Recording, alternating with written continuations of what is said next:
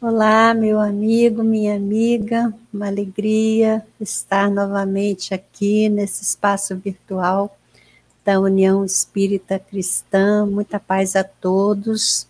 Meu abraço também a todos os internautas da rede Amigo Espírita. Estamos hoje, mais uma vez, aqui incumbidos de refletir sobre um tema à luz do Espiritismo.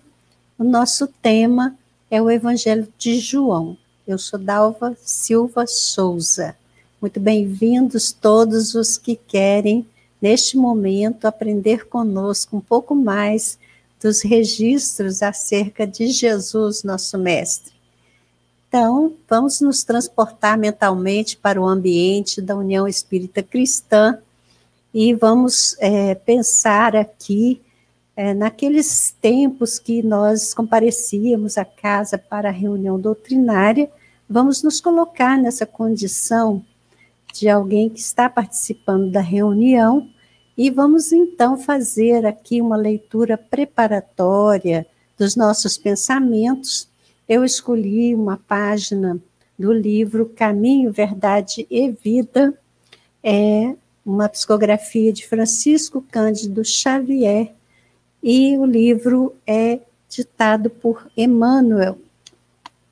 Essa lição é de número 22, intitula-se Que Buscais? E começa Emmanuel transcrevendo um trecho do Evangelho de João. E Jesus, voltando-se e vendo que eles o seguiam, disse-lhes: Que buscais? Isso está no Evangelho de João, no capítulo 1, é o versículo 38. Emmanuel comenta: a vida em si é conjunto divino de experiências. Cada existência isolada oferece ao homem o proveito de novos conhecimentos. A aquisição de valores religiosos, entretanto, é a mais importante de todas, em virtude de constituir o movimento de iluminação definitiva da alma para Deus. Os homens, contudo, estendem a esse departamento divino a sua viciação de sentimentos no jogo inferior dos interesses egoísticos. Os templos de pedra estão cheios de promessas injustificáveis e de votos absurdos. Muitos devotos entendem encontrar na divina providência uma força subornável, eivada de privilégios e preferências. Outros se socorrem do plano espiritual com o propósito de solucionar problemas mesquinhos. Esquecem-se de que o Cristo ensinou e exemplificou. A cruz do Calvário é símbolo vivo. Quem deseja a liberdade precisa obedecer aos desígnios supremos. Sem a compreensão de Jesus no campo íntimo, associada aos atos de cada dia, a alma será sempre a prisioneira de inferiores preocupações. Ninguém ouvide a verdade de que o Cristo se encontra no umbral de todos os templos religiosos do mundo, perguntando com interesse aos que entram: que buscais? Então, é um texto muito importante sobre o qual nós devemos sempre refletir, porque quando procuramos a religião, nós estamos buscando alguma coisa. O que será que estamos buscando quando vamos a um templo, a uma casa que objetiva o estudo do Evangelho e a oração? É bom que a gente tenha claro nossa mente, porque esse conhecimento é o conhecimento que verdadeiramente pode nos libertar e fazer a diferença em nossa vida. Então, vamos buscar neste momento a sintonia com os benfeitores espirituais e nos ligarmos agora aos mentores amigos para falar a Deus, nosso Pai. Sintam-se à vontade de fechar os olhos para que possamos todos entrar nesse campo magnético criado pela instituição. Senhor Deus, Pai de infinita misericórdia, mais uma vez, aqui nos encontramos reunidos nesta casa que é destinada à divulgação da doutrina espírita e à prática dos ensinamentos que essa doutrina nos traz.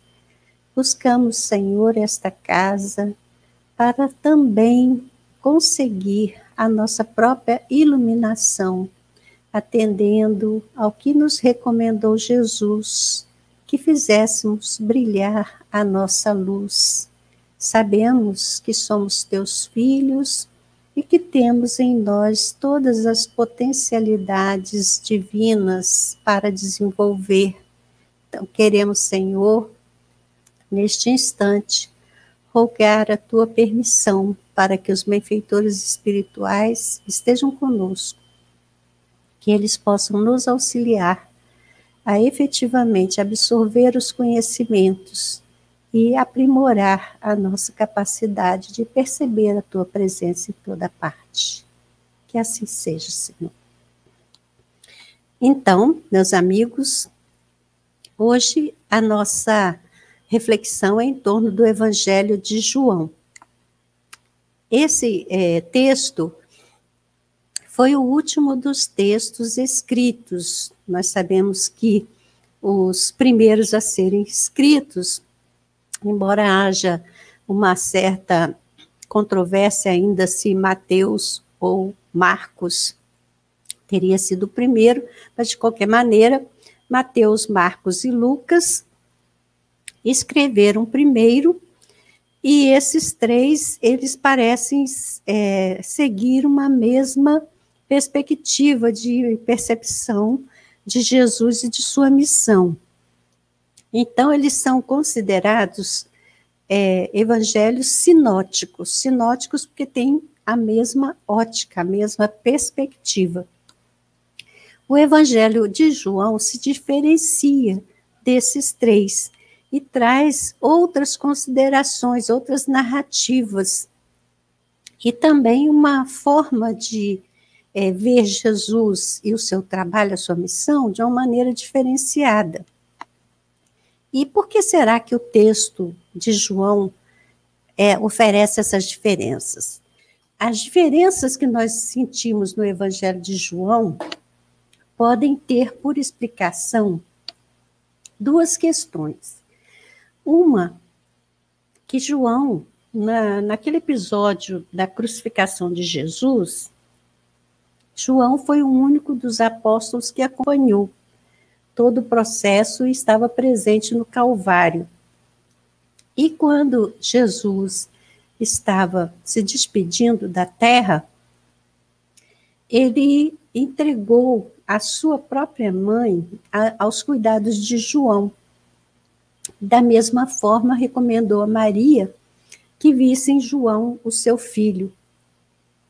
E consta que, a partir daquele momento, Maria e João passaram a conviver. Eles, por um tempo, se deslocaram para Éfeso, onde fundaram uma igreja também, uma assembleia, e eles viveram juntos, num processo de interação familiar. E esta situação deu a João a oportunidade, com certeza, de conhecer aspectos da vida de Jesus que os demais evangelistas não tiveram. Lembrando que dos 4 evangelhos canônicos, os 4 evangelistas, Mateus e João conviveram com Jesus, mas Marcos e Lucas não.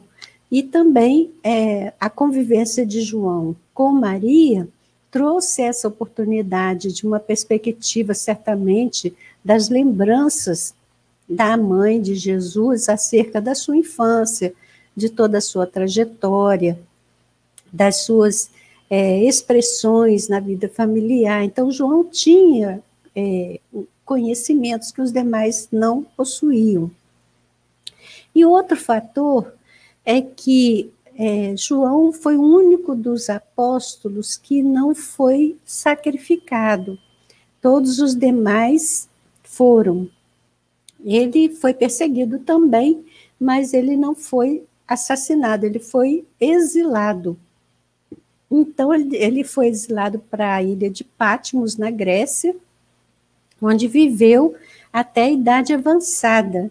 E ele teria escrito esse texto, na verdade, nós dizemos escrito, mas provavelmente ele não escreveu, ele ditou, porque naquele tempo escrever era uma atividade muito específica, e a pessoa, para se dedicar a essa tarefa, tinha que ser capaz também de preparar o material para escrever, tinha que preparar o papiro, tinha que preparar a tinta, tinha que saber desenhar as letras. Então, muitas vezes, as pessoas ditavam para um escriba. Então, é provável que João tenha ditado esse texto nessa idade avançada, né, nos últimos anos daquele primeiro século, entre 90 e 100. Então, esses dois fatores fazem diferença. O conhecimento de Maria, de todas as recordações dela, e também o fato de que ele escreveu já em idade avançada. E já tinham acontecido muitas coisas naquele período, naquele primeiro século, que ele teve a oportunidade de acompanhar e os demais evangelistas não tiveram. Então, nós sabemos que João escreveu o seu texto, ou ditou o seu texto, no exílio. E lá também foi onde ele escreveu o Apocalipse. E esse texto, ele é cheio de simbolismo, é o mais simbólico de todos os textos sobre Jesus, é o Evangelho de João. Ele tem 21 capítulos, e a mensagem central do texto de João é que Jesus é, sim, o Cristo. Vamos lembrar que Cristo é um vocábulo de origem grega que tem o mesmo significado de Messias. O Messias era aguardado pelo povo judeu, mas o povo judeu não reconheceu Jesus como o Messias, então não o reconheceu como Cristo. E o Evangelho de João, o texto que ele escreveu, tem o objetivo de confirmar essa identidade, que Jesus é a personalidade terrena do Cristo, isto é, do Messias que estava prometido desde o Velho Testamento e seria enviado para a libertação do povo, não só do povo judeu. O povo judeu acreditava que era alguma coisa que teria uma função política, que estaria restrito àquele espaço geográfico, àquele tempo histórico. Mas, na verdade, o Messias viria para a humanidade inteira. Ele traria a libertação da ignorância que nos caracteriza acerca das nossas questões ligadas à vida espiritual. Então, o objetivo da missão de Jesus era deixar uma mensagem que seria luz para a humanidade inteira. Então, João tenta, no seu texto, confirmar esta identidade de Jesus, relatando fatos que denotam a presença de alguém muito especial para a sua concretização. Por exemplo, ele conta da festa das bodas de Caná, da transformação da água em vinho. É um fenômeno que não pode ter deixado de surpreender e impactar um número considerável de pessoas que estavam presentes naquele momento. Ele também fala na cura do filho do oficial. Esse episódio é significativo porque Jesus faz essa cura à distância. Outra referência é a cura do paralítico, um indivíduo que não caminhava, não andava, e Jesus consegue restituí-lo a aquele equilíbrio e aquela movimentação saudável. Outra narrativa que é surpreendente, que está no Evangelho de João, é a multiplicação dos pães e dos peixes, que com pouca quantidade de alimentos, Jesus conseguiu alimentar uma multidão inteira. Também está presente a narrativa de Jesus caminhando sobre as águas, aquele episódio que os discípulos perderam Jesus de vista e acabaram embarcando e navegando, e quando eles viram, uma figura vinha da praia caminhando sobre as águas, eles se assustaram, e Jesus disse, não temais, sou eu. Então, todo aquele episódio é realmente muito especial, muito significativo, porque alguém capaz de levitar, não é? Andando sobre as águas. Outro episódio que foi muito surpreendente é a cura do cego de nascença. O indivíduo era conhecido de todas as pessoas que conviviam ali, e Jesus consegue restituir-lhe a visão. Também extraordinária a cura de Lázaro, na verdade é tido como a ressurreição de Lázaro. Hoje nós sabemos que a possibilidade de retorno ao estado normal de vigília depois de um episódio de transe letárgico é algo que já é conhecido da ciência atual, mas naquele tempo não tinha essa possibilidade de identificação desses estados alterados de consciência. A pessoa, quando hoje é dada como clinicamente morta, a medicina tem manobras de ressuscitação para fazer a pessoa retornar à vigília. Já no tempo de Jesus, isso não era possível, não havia essa possibilidade. E sabemos que, pelo relato, Lázaro estava naquela condição de transe, identificado com a morte há 4 dias, quando Jesus o restituiu ao estado de vigília, porque, na verdade, ele não estava efetivamente desencarnado.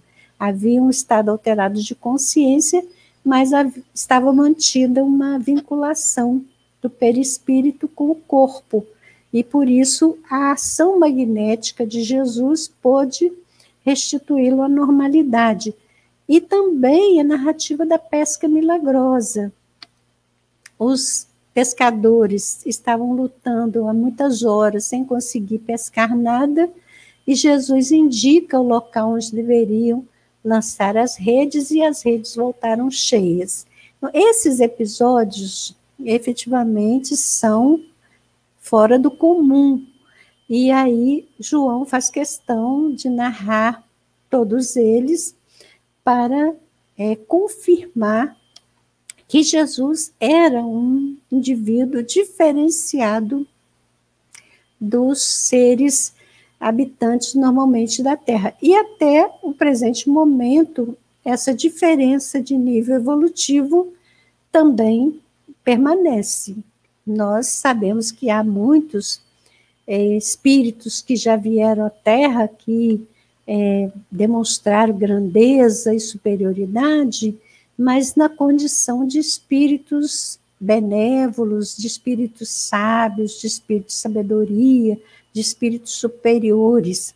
Mas o único espírito de condição plena, primeira classe, primeira ordem, na escala espírita, segundo o item 100 do Livro dos Espíritos, foi Jesus, foi o Cristo que, na encarnação na Terra, expressou a personalidade de Jesus de Nazaré.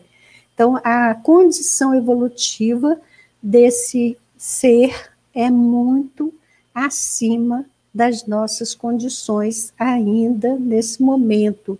Ainda há muito que caminhar para desenvolvermos os nossos potenciais, mas seguramente nosso objetivo é chegar a essa meta de desenvolvimento pleno, como Jesus já possuía.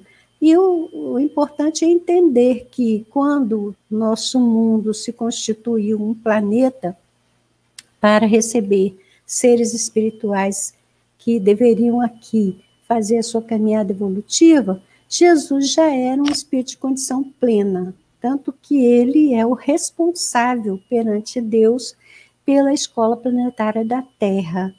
Consta na narrativa de Emmanuel que Jesus recebeu a atribuição de, junto com toda a falange de espíritos elevados que com ele trabalham, constituir essa formatação do nosso planeta e, digamos, é linda. Nosso planeta é um belíssimo planeta com cores maravilhosas, com uma diversidade de fauna e de flora extraordinária. Então, essa ideação dos espíritos elevados sob o comando de Jesus, que constituíram essa escola planetária para que nós pudéssemos aqui fazer o nosso aprendizado.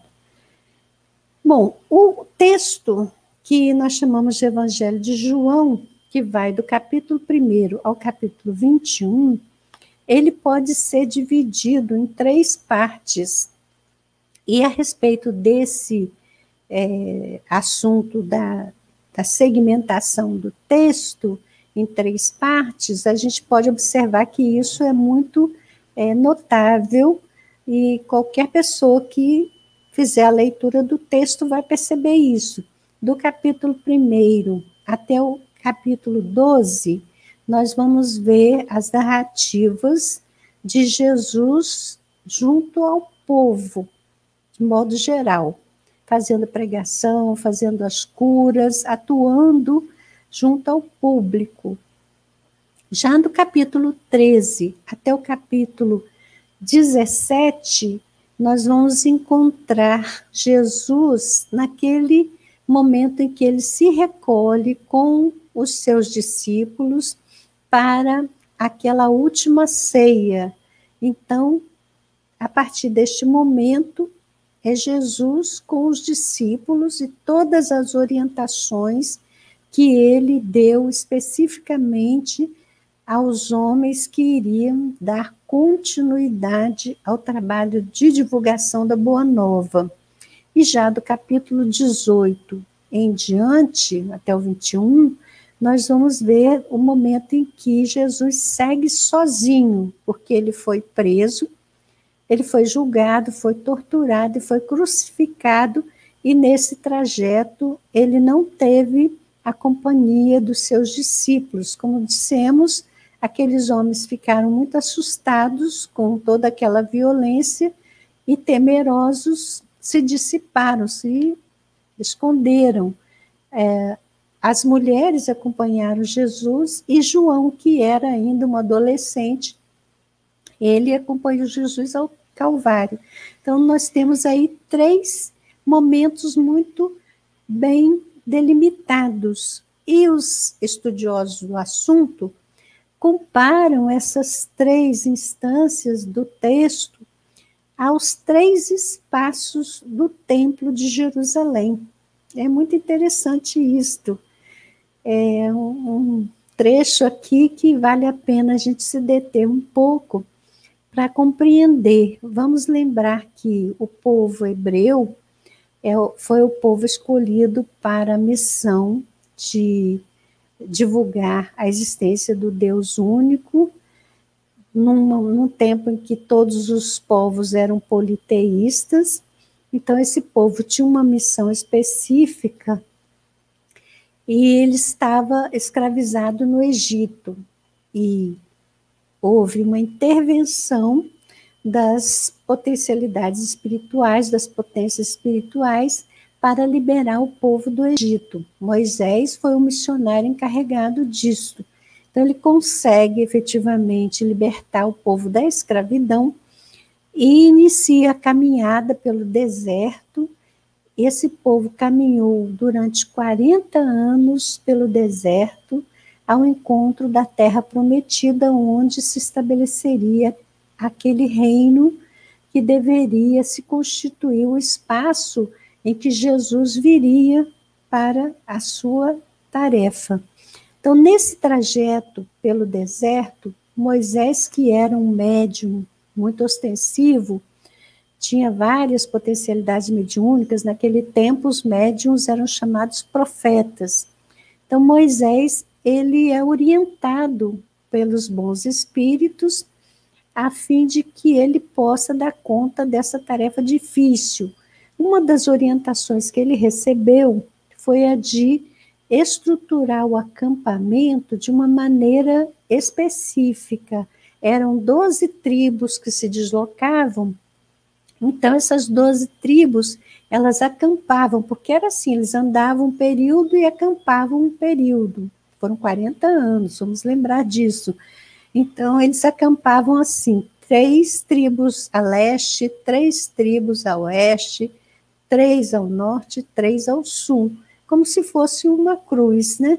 E no centro desse acampamento, Moisés foi orientado a construir a tenda do tabernáculo. Então, eles deslocavam pelo deserto com todos os seus haveres, com animais, com todas as seus pertences, e quando acampavam, tinham que armar as tendas onde eles iam habitar por algum tempo. E no meio do acampamento era para construir o tabernáculo. Quando Moisés foi orientado a construir esse tabernáculo, ele recebeu a planta espiritualmente. Foi uma instrução mediúnica que veio para ele. E esta edificação não era uma edificação, era uma estrutura de lona, como as tendas, mas tinha que ser dividida em 3 partes.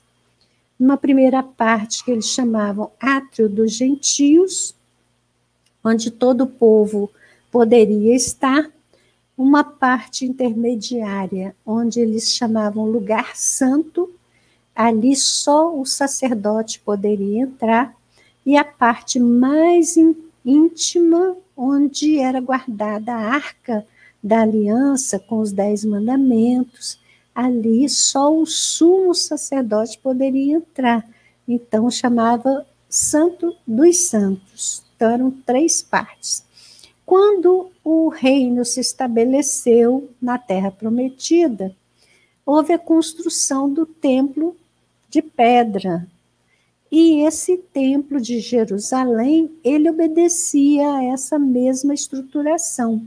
Átrio dos Gentios, Lugar Santo e Santo dos Santos. O texto de João, ele tem 3 partes também. Os estudiosos mostram como é interessante essa ideia, porque no primeiro segmento do texto é Jesus com todo mundo, é o átrio dos gentios, onde ele está lidando com a população de modo geral. No segundo segmento, do capítulo 13 até 17, ele está interagindo só com aqueles que seriam os futuros condutores da Boa Nova. Então, eram os sacerdotes, né? Aqueles que viriam a se constituir as autoridades para a transmissão desse conteúdo.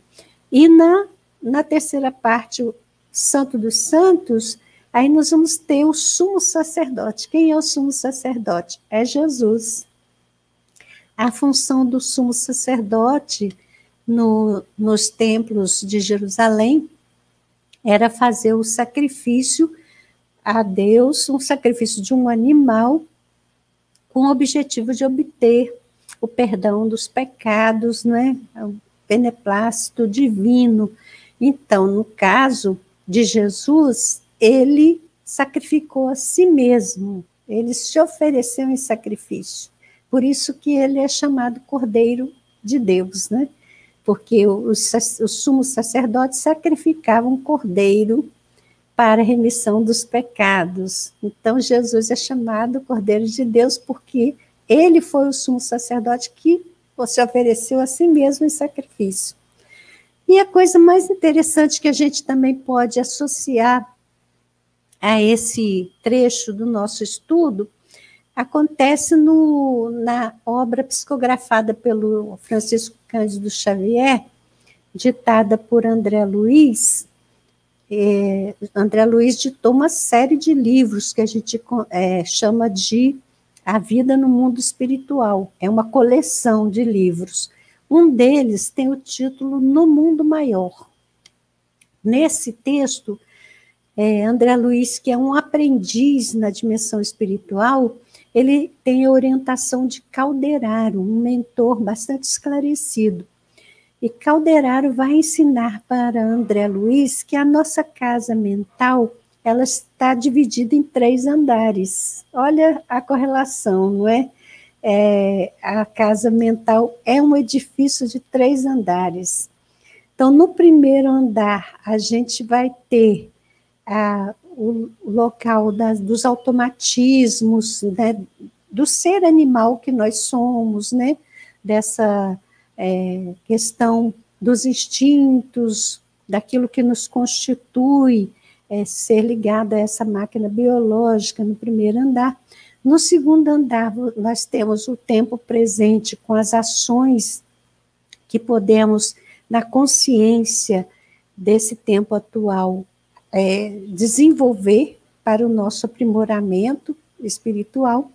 E no terceiro andar nós temos o superconsciente, que é esse futuro ao qual estamos destinados. Todos nós um dia seremos anjos, quer dizer, seremos espíritos puros.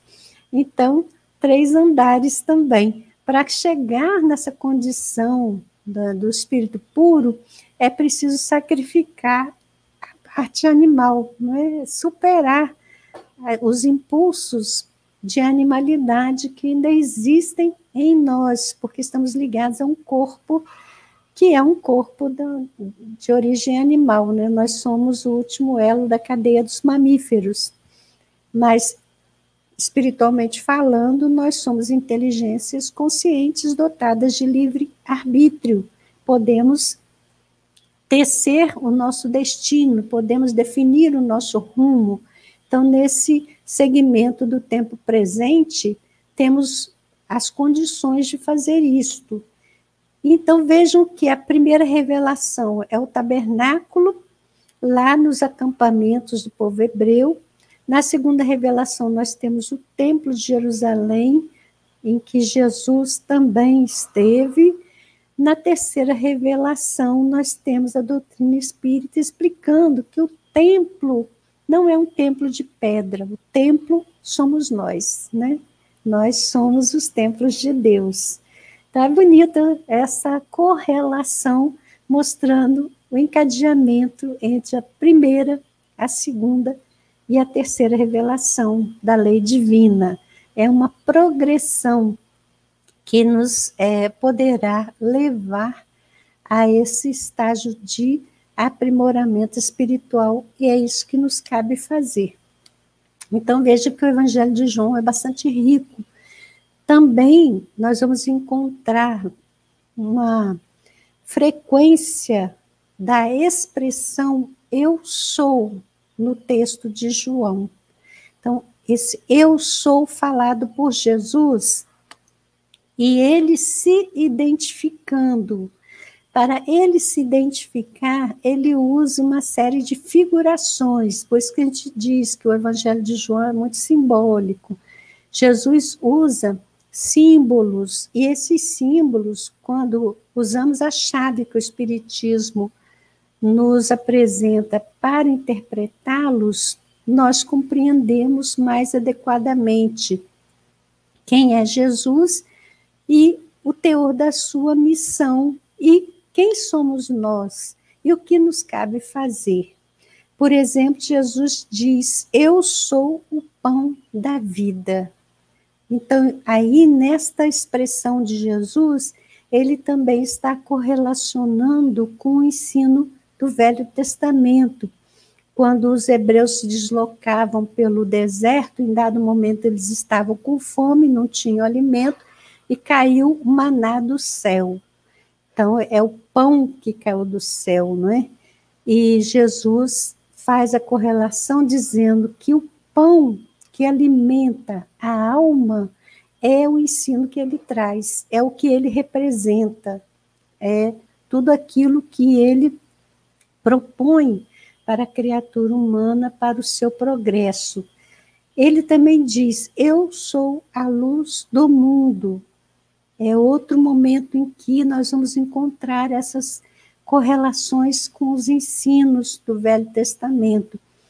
Está dito em Gênesis, logo no primeiro capítulo, que no começo era o caos, né? E o Espírito de Deus pairava sobre as águas. E então Deus disse: faça-se a luz, e a luz se fez. Então começa aí toda a criação. Então tem primeiro dia, segundo, terceiro, quarto, quinto, sexto.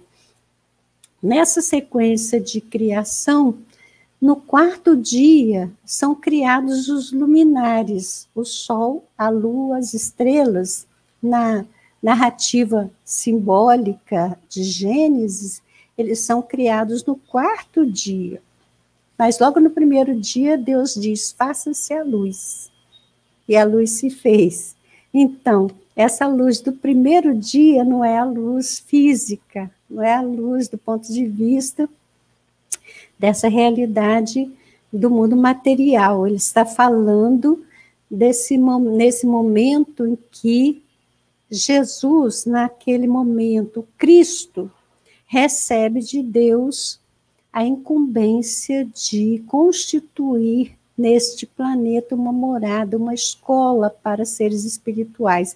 Então, a luz do primeiro dia é Jesus, é ele que assume, então, essa coordenação dos destinos do mundo Terra. Então, ele diz: eu sou a luz do mundo, né? Ele se identifica como esse que no começo já estava presente. Aí ele diz isso em outros momentos, né? Ele, antes de Abraão, eu sou. Então, ele dá esse testemunho da sua identidade. Ele também diz assim: eu sou a porta das ovelhas. Essa é uma metáfora belíssima, a porta das ovelhas. E naquele momento, na cultura judaica, era comum pessoas que tinham um rebanho de ovelhas. E esses rebanhos eram guardados em um redil. Esse redil, ele podia ser compartilhado por vários proprietários de ovelhas. E cada pastor vinha buscar as suas ovelhas para levar à pastagem. Então, ficava um tomando conta, porque naquele tempo, como hoje, havia ladrões, né? Então, as ovelhas eram guardadas ali, tinha uma porta que fechava, os ladrões pulavam os muros, né? Mas o pastor, ele entrava pela porta, não é?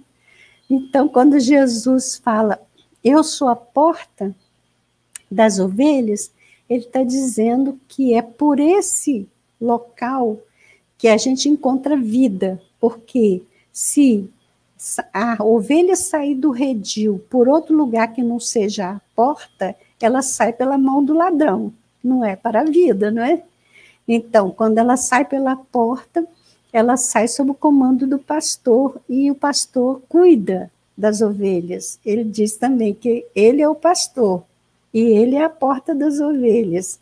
Então, ele está fazendo uma correlação simbólica com a condição dele de responsável pela humanidade terrena, nos colocando, então, como os seres que têm todos os cuidados dele. Ele vai nos orientar no sentido do lugar seguro, do lugar onde vamos encontrar o alimento, onde vamos encontrar serenidade, tranquilidade. Esse é o sentido da metáfora. Então, ele é o pastor, nós somos as ovelhas. E ele disse que nenhuma ovelha que o Pai confiou a ele se perderia. Então, essa é uma mensagem muito esperançosa para todos nós. Mas nós precisamos atentar para o fator que ele diz, que as ovelhas conhecem a voz do seu pastor e são dele conhecidas. Então, é preciso que a gente se identifique com ele, para reconhecer a voz dele. Isso significa dizer, reconhecer o seu ensinamento, porque tem muita gente que fala em nome de Jesus, mas não nos transmite um ensinamento seguro. Eles não nos ensinam a encontrar esse campo de tranquilidade, harmonia e vida. Então, Jesus é a porta das ovelhas. Vejam que o ensino é todo muito simbólico. Ele também disse assim, eu sou a ressurreição e a vida. Por quê? Significa, se você não aceitar Jesus, você vai ser destruído? Não, não tem possibilidade de um ser espiritual deixar de existir. Só os corpos morrem. Mas quando ele fala da ressurreição e da vida, ele não está falando de vida biológica, ele está falando de vida plena.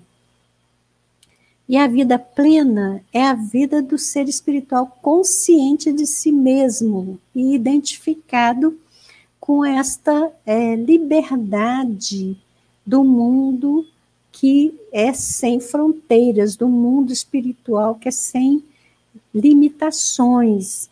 Para alcançar esse nível de experiência, nós temos que ampliar o nosso nível de consciência, porque se nós estamos com o nosso nível de consciência muito focado nas coisas materiais, mesmo que a gente desencarne, nós não vamos encontrar essa abertura, esses horizontes amplos do mundo espiritual, não. Nós vamos continuar vestidos com uma roupagem que é bastante densa, porque nós sabemos que o corpo biológico é afetado pela morte, mas o corpo espiritual não. Esse corpo espiritual, Kardec chamou perispírito, ele não morre, mas ele é tanto mais denso quanto mais identificada a alma com as coisas materiais. Tem seres espirituais que têm tamanha densidade no seu corpo perispiritual que eles se acham vivos na carne, que eles não conseguem nem volitar, eles só andam chumbados ao chão, que eles têm limitações da mesma forma que nós encarnados temos. Então, a vida que Jesus fala, eu sou a ressurreição e a vida, ele está falando da vida plena, da vida da consciência desperta, da consciência ampliada, daquela consciência que se identifica como filho de Deus e entende a presença de Deus no universo. Então, é pelo caminho que ele nos indica que nós vamos conseguir essa condição de seres plenos. E assim também ele fala do eu sou o caminho, a verdade e a vida. Quer dizer, o caminho dessa construção para que nós possamos alcançar essa verdade libertadora, que é o conhecimento pleno, é a identificação com o nosso Criador. E é aí que a vida plena se encontra. Então, Jesus é aquele que pode nos encaminhar para essa condição. Nós falamos Jesus, sempre entendendo que Jesus é a personalidade terrena que nós conhecemos, mas essa individualidade imortal é o Cristo. E a gente sabe que o Cristo, ele é o governador desse planeta Terra. Ele também se identificou na metáfora da videira verdadeira. A videira verdadeira é uma metáfora muito significativa também para nós espíritas. Quando ele usa essa simbologia, ele também está se referindo a ensinamentos anteriores, na primeira revelação, quando aquelas criaturas viam Israel, esse reino de Israel, como uma videira plantada por Deus na Palestina. Então, Jesus diz que ele é a videira verdadeira. E a videira é uma árvore interessante, porque ela estende os seus ramos muito amplamente, e eles precisam da mão do pomicultor para se manterem na estrutura que sustenta a produção das uvas. E os espíritos, eles recomendaram a Kardec colocar no início da obra básica do Livro dos Espíritos a figura da cepa. A cepa é o galho da videira. Então, tem o galho com as folhas e os frutos. E os próprios espíritos interpretaram o símbolo. Diz que, nesse símbolo, o bago é a alma, o espírito é o licor. Então, nós percebemos que, nessa simbologia, o lado físico, o lado animal, é o lado do bago, né? A alma é o espírito encarnado, então é o bago, tá? Revestido da parte física. E é o sofrimento identificado na maceração da uva, o processo de extração do vinho. Então, o espírito é identificado com esse vinho, que é extraído do bago. Então, vejam a simbologia que está presente aí, também unindo as 3 revelações, né? Jesus é a videira verdadeira. O ramo que se desconectar desse caule, ele não vai viver, ele se seca. É preciso entender que a conexão com a mensagem de Jesus é fundamental. Por isso que no Evangelho segundo o Espiritismo, Kardec vai colocar logo no começo do Evangelho, no primeiro capítulo, no item 5, a explicação de que o Espiritismo é a chave para o entendimento dos textos que Jesus deixou e os evangelistas registraram. Então, para a compreensão precisa, nós precisamos dessa chave que o Espiritismo nos traz, nos ensinando que aqueles seres lá do primeiro momento da primeira revelação reencarnaram em outras etapas, e talvez sejamos todos nós que estamos aqui ainda para processar esse aprendizado. E que esse aprendizado se dá nas 2 esferas da vida, na inter-relação entre esses 2 mundos, o mundo material e o mundo espiritual. Por isso que Emmanuel, no livro Opinião Espírita, ele vai dizer assim, que Jesus é a porta, Kardec é a chave. E Jesus disse, eu sou a porta das ovelhas, né? A gente tem que achar essa porta, mas poder abrir a porta, precisamos da chave. A chave é a visão que o Espiritismo nos traz, que nos permite entender com precisão a mensagem que Jesus nos trouxe. Então, é aquela questão de extrair o espírito da letra. E no caso do Evangelho de João, é um texto bastante simbólico. Nós vamos precisar, efetivamente, buscar um entendimento do texto através de um estudo aprofundado do teor que ele encerra. E aí, devemos nos situar dentro do contexto para buscar a renovação que nos cabe. Olha quanta coisa boa que esse estudo nos traz. A mensagem de Jesus, ela precisa ser conhecida, ser vivida, ser meditada, não é? É como diz Alcione no livro Renúncia, né? A mensagem do Cristo precisa ser conhecida, meditada, sentida e vivida. Então, bora estudar para que a gente possa compreender. O assunto é bastante interessante, mas o nosso tempo está terminado nesta tarde.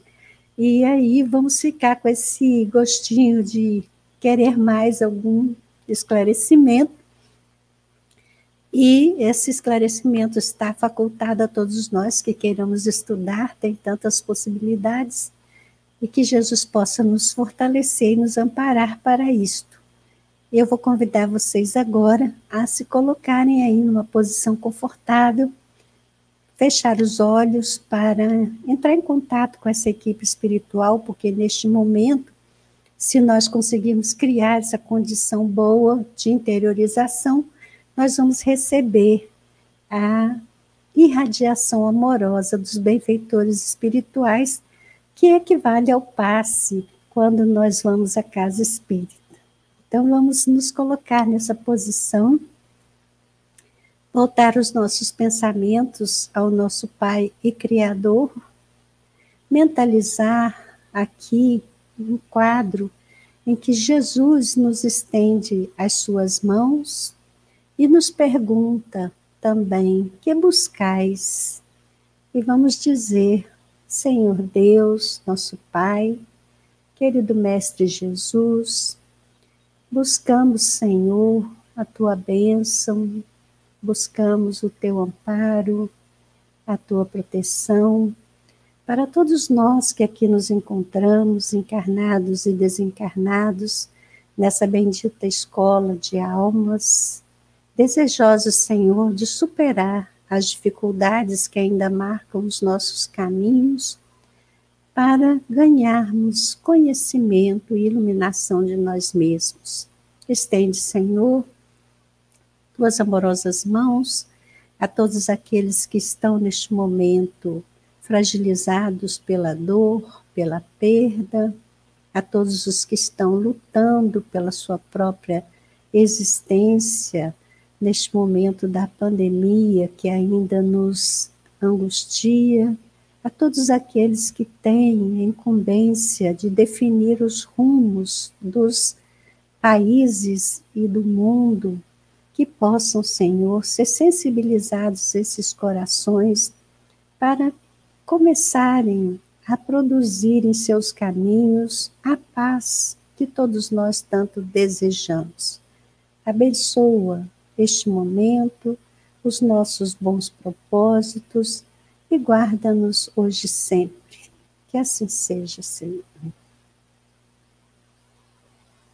Então, que bom. Obrigada pela atenção, que Jesus abençoe a todos. Até uma próxima oportunidade.